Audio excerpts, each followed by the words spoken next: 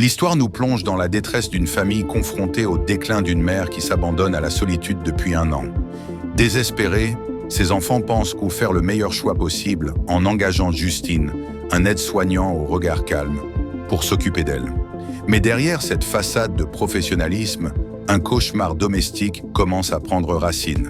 Justin n'est pas l'homme providentiel attendu, mais un individu manipulateur et avide de gains.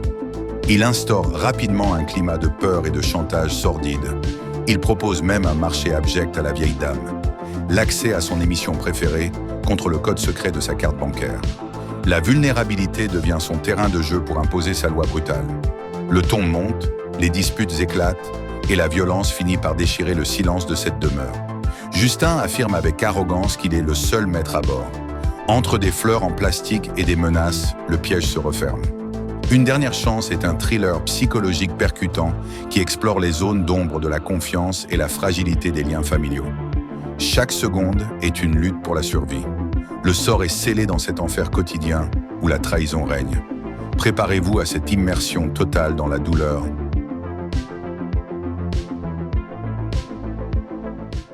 L'histoire nous fait découvrir Timothy Speed-Levitch, un guide de bus touristique à New York dont la passion pour la métropole frise l'extase mystique. Dans ce documentaire filmé en noir et blanc, Speed ne se contente pas de réciter des dates historiques.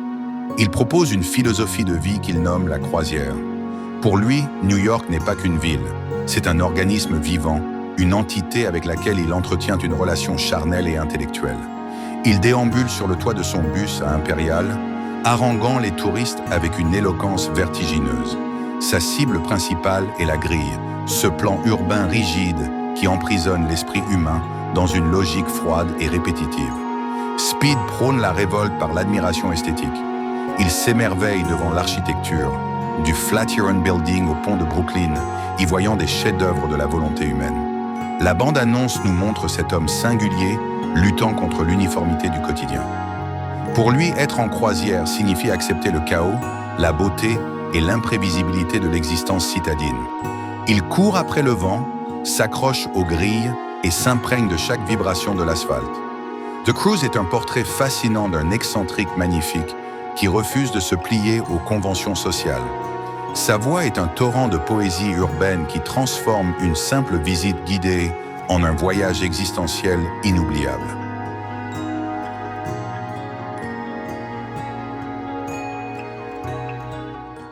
Après le succès bouleversant de son premier film Au nom de la Terre, le réalisateur Édouard Bergeon revient avec un documentaire puissant intitulé Rural. Ce nouveau projet nous plonge au cœur de la réalité paysanne à travers le portrait de Jérôme B., un agriculteur devenu malgré lui le visage de la contestation sociale en France. Jérôme est un homme de conviction, fatigué de répéter inlassablement les mêmes revendications aux journalistes, mais habité par une volonté farouche de se faire entendre. À ses côtés, on découvre sa maman Lulu, 75 ans, un personnage haut en couleur qui apporte une touche d'humanité et de sagesse à ce combat difficile. Le film pose une question fondamentale. Si l'agriculture disparaît, que deviendra le monde rural et l'histoire même de notre pays ? Jérôme lutte pour sa liberté, car être libre, c'est avant tout pouvoir s'exprimer et construire un avenir durable. Il refuse de voir sa profession s'éteindre, affirmant avec force que les paysans ne méritent pas de mourir. Édouard Bergeon a passé plus d'1 an en immersion totale avec Jérôme et sa famille, captant des moments d'intimité rares, comme la relation touchante avec un petit voisin qui découvre le monde des vaches. Cet enfant représente l'espoir et la transmission, le lien entre la terre et les générations futures. Rural n'est pas seulement un constat alarmant, c'est un message de solidarité envoyé à ceux qui nourrissent la nation. Le documentaire prouve qu'ensemble, il est possible de faire bouger les lignes et de préserver l'âme de nos campagnes. C'est un cri du cœur pour la dignité paysanne et la survie d'un patrimoine français irremplaçable. Préparez-vous à découvrir cette œuvre essentielle. Dans le Chicago des années 1930, une silhouette solitaire traverse des rues poussiéreuses, marquée par le poids de l'exclusion et de l'ombre. C'est Frankenstein, une créature née d'erreur et hantée par sa solitude. Il cherche quelque chose qu'il n'a jamais eu, quelqu'un qu'il pourrait appeler sien. Aux confins d'un laboratoire secret, un scientifique nommé Dr Euphronius s'affaire avec des éclairs et des éclats d'acier. Sous le claquement des machines, une tombe est ouverte. Une femme assassinée reprend vie, secouée, désorientée, criant à l'aide dans un monde qu'elle ne reconnaît plus. Elle ouvre les yeux, confuse, sans mémoire, sans passé. Frankenstein la regarde avec une intense curiosité, puis une étincelle plus profonde. Il lui murmure qu'elle est née d'une seconde chance, d'une promesse de connexion dans un monde cruel. Elle se dresse, peinant à comprendre sa place dans cette renaissance. La ville devient leur théâtre et les regards se tournent vers eux, car la créature et sa compagne déambulent comme deux âmes en marge terrifiant, magnétique, inarrêtable. Peu à peu, leur lien devient plus fort qu'une simple obsession. Ensemble, ils défient la norme, brisent les barrières et défient une société qui les rejette. Aux yeux des autres, ils ne sont plus seulement des monstres, ils deviennent une légende vivante. Des sirènes hurlent, les rues s'embrasent, et partout où ils passent, une révolution gronde. Ce n'est plus seulement une histoire d'amour, c'est un cri de liberté, un rugissement de ceux qui refusent d'être oubliés. C'est l'histoire de The Bride, une femme ressuscitée, puissante, farouchement vivante, prête à écrire sa propre destinée, aux côtés de celui qui l'a choisie, qui l'a aimée et qui a fait d'elle quelque chose de plus qu'une création. Alors que l'aube se lève sur Chicago, leur course effrénée continue entre amour, chaos, combat et espoir inextinguible. Bienvenue dans un conte où les monstres ne sont pas ce que vous pensez et où la vie elle-même défie la mort.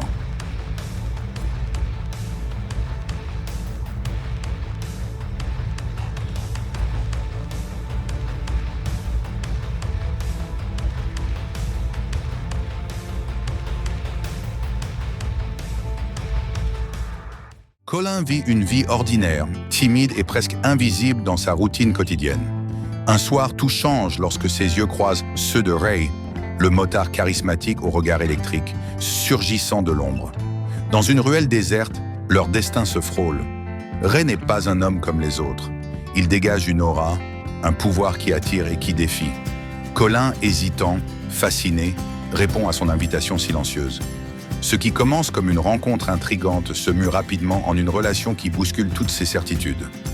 Ray propose un monde nouveau, fait de cuir, de puissance, de règles et de soumission. Colin accepte, curieux et vulnérable. Alors que les paysages défilent, Colin découvre des aspects de lui-même qu'il n'avait jamais osé explorer. Chaque geste, chaque commande, chaque regard de Ray le transforme un peu plus. Mais au cœur de cette dynamique intense, une question persiste. Jusqu'où est-il prêt à aller? Ses proches, spectateurs impuissants, s'interrogent. Est-ce vraiment de l'amour ou une illusion façonnée par le pouvoir et le désir? Ray, mystérieux, ne dévoile pas tout. Derrière son cuir et son assurance, se cache une tendresse qu'on devine dans les silences et une fragilité qu'on entrevoit dans les éclats de lumière. Dans ce monde de vitesse, de cuir et de passion, Colin affronte ses peurs, ses désirs, ses limites. Et peu à peu, il comprend que se soumettre ne signifie pas se perdre, mais apprendre à se connaître. Alors que l'horizon s'ouvre devant eux, leur voyage devient bien plus qu'une simple histoire d'attraction. C'est une exploration de l'identité, de la confiance et de la liberté de choisir son propre chemin.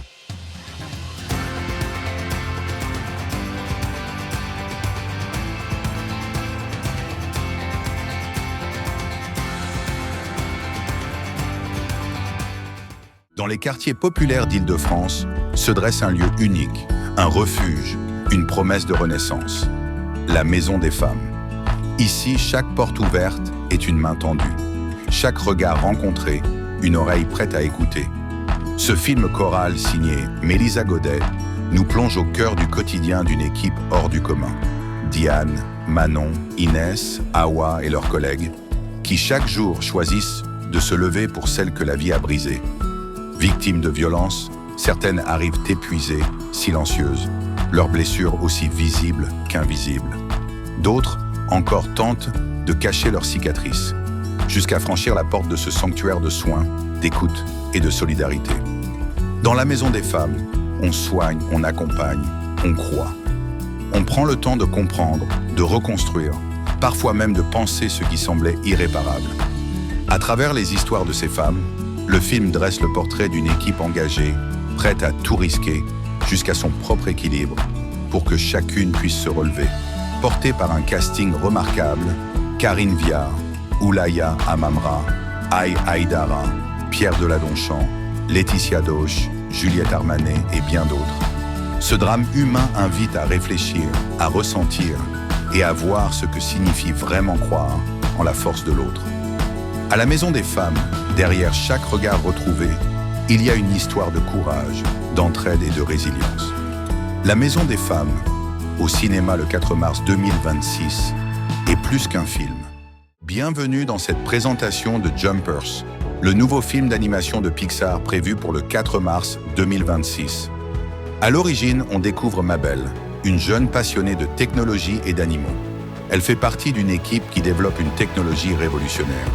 Un appareil capable de transférer la conscience humaine dans un animal robotisé. Mabel choisit pour sauter dans le corps d'un castor robotique. Ce choix n'est pas anodin. Cela lui donne un accès jamais vu au monde animal, mais dans un corps mécanique, mi-organique, mi-mécanique. Dès le début, l'histoire s'annonce pleine d'aventures. Mabel explore des forêts, des lacs, des zones peuplées d'animaux qu'elle ne pourrait jamais approcher autrement. Mais cette technologie pose des questions. Est-ce moral de simuler un animal ? Quel est le vrai rapport entre l'humain et la nature quand on peut littéralement habiter un corps animal ? Mabel doit aussi faire face à des dangers. À l'intérieur du castor, elle est vulnérable. Des animaux réels pourraient la percevoir comme autre chose. Et il semble que certaines règles, comme la loi de l'étang, soient très importantes dans ce monde qu'elle explore. Mais il y a aussi des moments tendres et surprenants. Mabel semble s'attacher à certains animaux et on voit des interactions très humaines, des dialogues entre elle et d'autres personnages qui remettent en question ce que signifie être réel. Au-delà de l'aventure technologique, Jumpers est une comédie d'action familiale signée Pixar, réalisée par Daniel Chong et produite par Nicole Paradis-Grindel. En résumé, Jumpers est un pari audacieux, faire vivre le point de vue animal, ou plutôt robot-animal, à travers une adolescente humaine. Ce mélange de technologie, de cœur et de questionnement philosophique pourrait bien en faire un des films les plus originaux de Pixar en 2026. Tu dois être la jeune femme dont tout le monde parle. Une combattante dont le nom circule dans les couloirs, sur les rings et jusque dans les coulisses du pouvoir. Une jeune femme venue de Virginie occidentale, propulsée dans un univers où chaque regard pèse, où chaque décision laisse une trace. Elle s'appelle Christy Martin. Et dès le premier instant, on attend d'elle qu'elle explique qui elle est, d'où elle vient, pourquoi elle se distingue. Le rose n'a aucun lien avec ses origines, aucun symbole caché. Le rose, c'est son choix, son idée, une manière d'exister dans un monde qui ne laisse pas beaucoup de place à la différence. Alors que beaucoup passent leur vie entière sans jamais trouver ce qui les définit vraiment, Christy pense avoir trouvé son truc. Sur le ring, elle frappe, elle encaisse, elle avance. Les victoires s'enchaînent, la reconnaissance arrive, et bientôt, elle devient championne du monde. Mais le succès a un revers. Quand on commence à croire que le monde tourne autour de soi, il suffit d'un réveil brutal pour comprendre qu'il continue parfaitement sans vous, et que la chute peut être rapide. Dans l'ombre des projecteurs, quelque chose change. Les regards deviennent plus lourds, les silences plus inquiétants. Les questions commencent à s'accumuler. Que se passe-t-il derrière son dos ? Qui décide réellement pour elle ? La peur de perdre son entraîneur se mêle à la peur de perdre sa carrière, puis à la peur de tout perdre. Chaque choix semble avoir un prix. On lui dit qu'elle fait partie de la famille, qu'on s'inquiète pour elle. Mais l'inquiétude ressemble de plus en plus à un contrôle. Et les rumeurs commencent à circuler. Sans lui, dit-on, il n'y aurait pas de Christy Martin. Son nom, sa carrière, sa légende. Mais à la maison, la réalité est tout autre. La colère est constante. La tension ne retombe jamais. Christy demande de l'aide. Elle n'est plus seulement une championne. Elle est une femme qui a peur. Les cris remplacent les mots. La violence dépasse les limites. Les menaces deviennent impossibles à ignorer. Quitter n'est plus une option. C'est une question de survie. Christy a passé une grande partie de sa vie à se cacher, à se taire, à encaisser en silence. Mais certaines choses ne peuvent plus être ignorées. c'est sa maison, ses affaires, sa salle de sport, son identité. L'histoire de Pédale rurale nous entraîne dans une quête d'identité et de visibilité au cœur de nos campagnes françaises, là où le silence a longtemps régné sur les différences. Tout commence par un retour aux sources, un constat sur ce qui a changé ou non dans ces paysages familiers.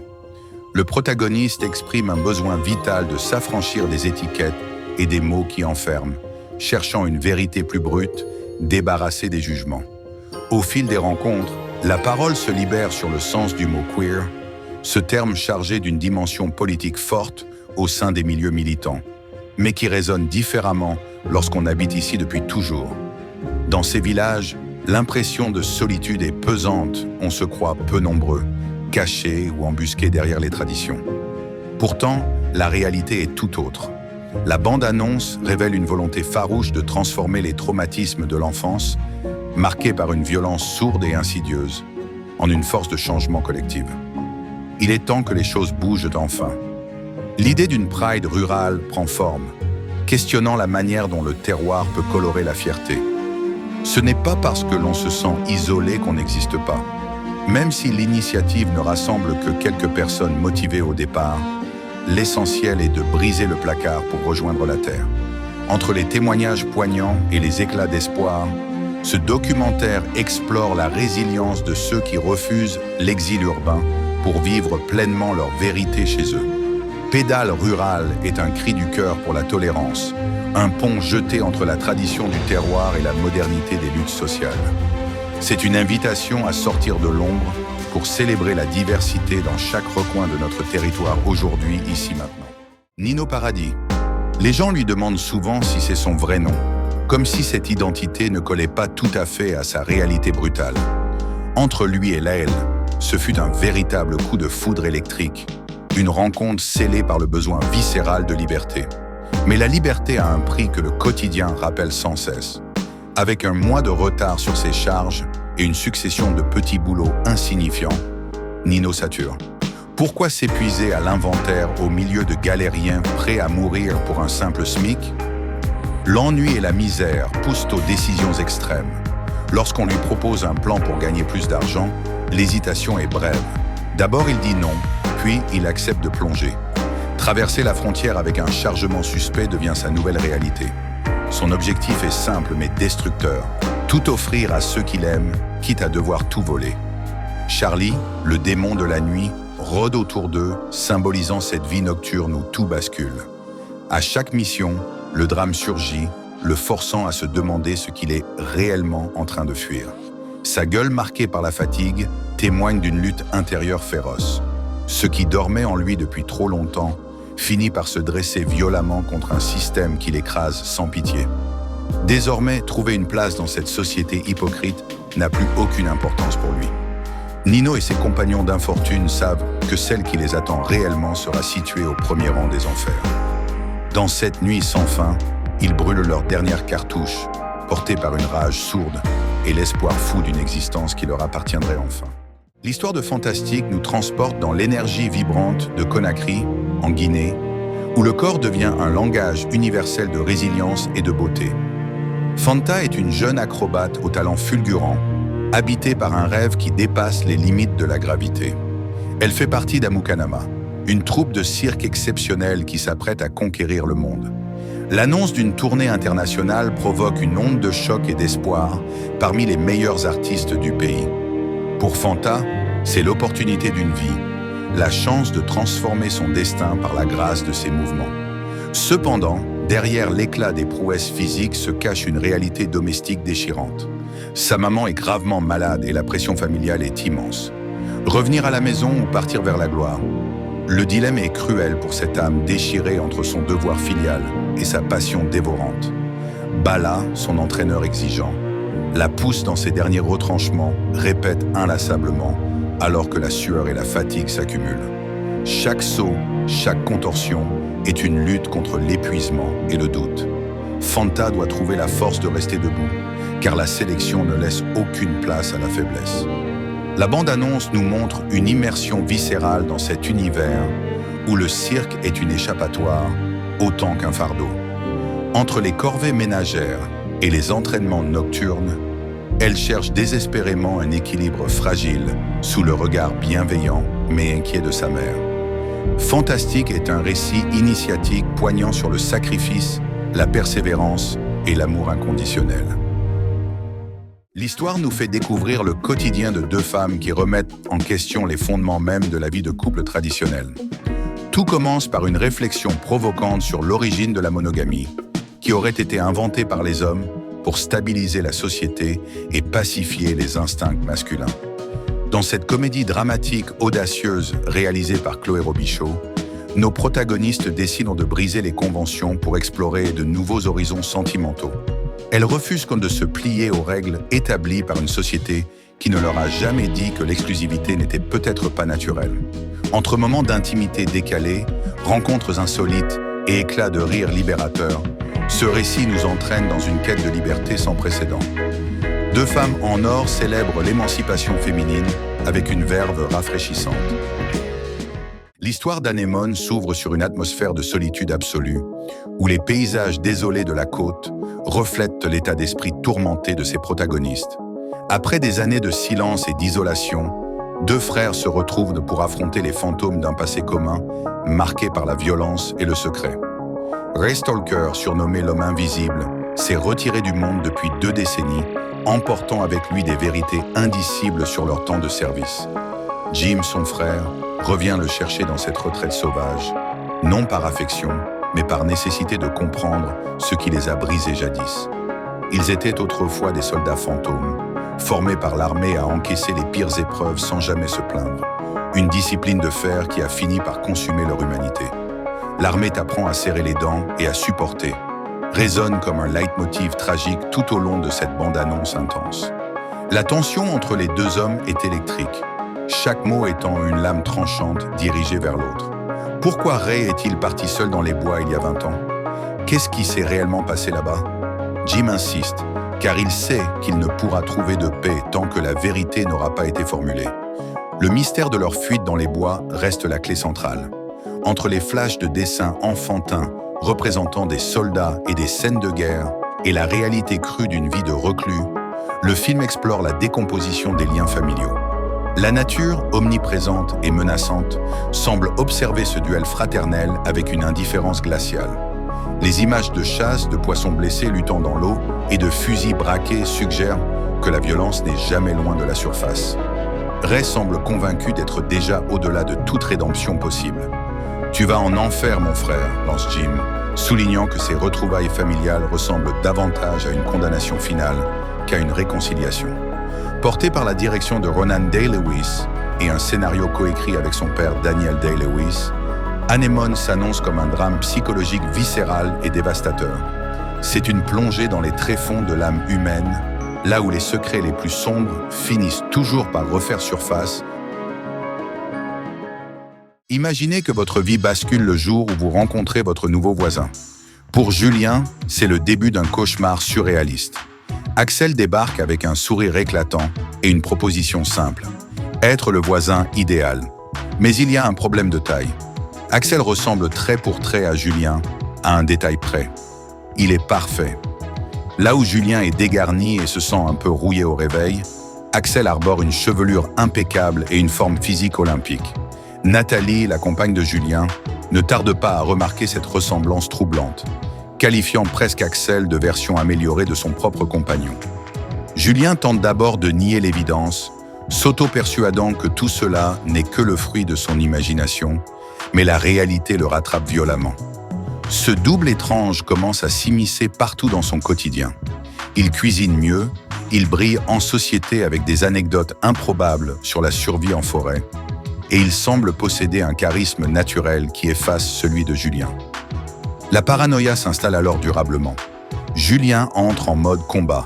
Il observe, il espionne ce voisin trop lisse avec ses jumelles, persuadé qu'il cache un secret sombre derrière ce masque de perfection. Pourtant, plus Julien s'agite, plus c'est lui qui passe pour un déséquilibré aux yeux de son entourage. Axel, quant à lui, joue la carte de l'innocence provocatrice, affirmant sans détour qu'il est en train de mettre tout le monde de son côté. Le 4 mars, préparez-vous à une confrontation inattendue au cinéma.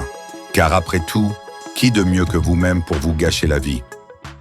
L'histoire nous plonge dans le regard d'un enfant de 12 ans nommé Birahima. Il se présente sans filtre, il n'a peur de rien du tout et parle comme un véritable salopard. Orphelin, il décide de nous raconter sa vie de merde de maudit par le destin. Après la mort de sa mère, les lois de la famille Malinké l'obligent à quitter sa terre pour rejoindre une tante au Libéria. Accompagné de Yakuba, un féticheur douteux qui se prétend multiplicateur de billets de banque, il s'aventure dans un pays qu'on lui promet fantastique. On lui fait miroiter un monde où tout est possible, même posséder une mitraillette comme dans les films d'action américains. Mais la réalité est bien plus sombre. Ne retrouvant pas sa protectrice, Birahima plonge dans l'horreur en devenant un enfant soldat. Il devient ce petit combattant sans reproche qui découvre avec une facilité glaçante le maniement des armes. Appuyer sur la détente suffit pour ôter la vie, un geste qui devient son quotidien au milieu du chaos. Les images de la guerre en est désormais ses nuits dès qu'il ferme les yeux. Entre les tirs, les explosions et les rituels mystiques, il survit dans un enfer de poussière et de sang. Birahima porte un regard cynique sur son existence, conscient que dans ce monde absurde, Allah n'est pas obligé d'être juste envers les hommes. Son récit, qu'il appelle son blabla, est une confession brute sur sa propre survie. Asseyez-vous et écoutez bien chaque détail de son parcours tumultueux, car il va tout vous livrer sur sa fucking life. C'est le portrait d'une innocence sacrifiée sur l'autel des conflits humains.